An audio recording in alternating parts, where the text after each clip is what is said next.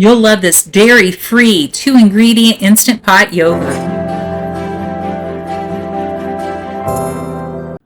You won't believe how simple this recipe is, guys. It's so delicious. It only takes a quart of soy milk.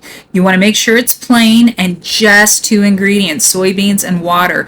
Your instant pot with the yogurt setting, and then half a cup of yogurt. Make sure to get plant-based and get it as clean as possible, meaning no sugar, no extra additives, none of that stuff.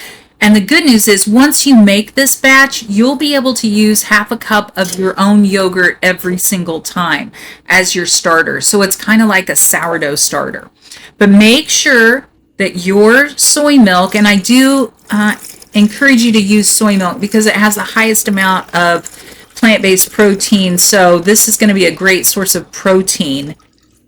A quart of that soy milk. I'll get it right here in a second.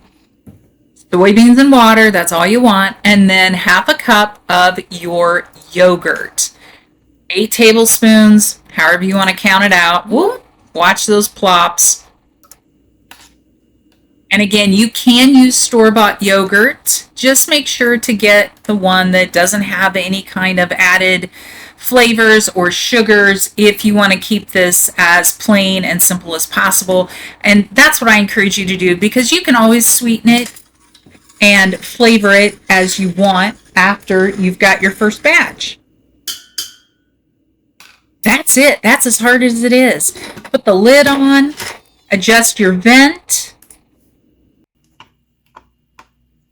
and then make sure to hit that yogurt button. This can incubate anywhere from 8 to 12 hours. I like to start with 10, give it a stir, taste it, see if it's tangy enough, and then you've got your yogurt. That's it. Make a smoothie bowl. It is delicious.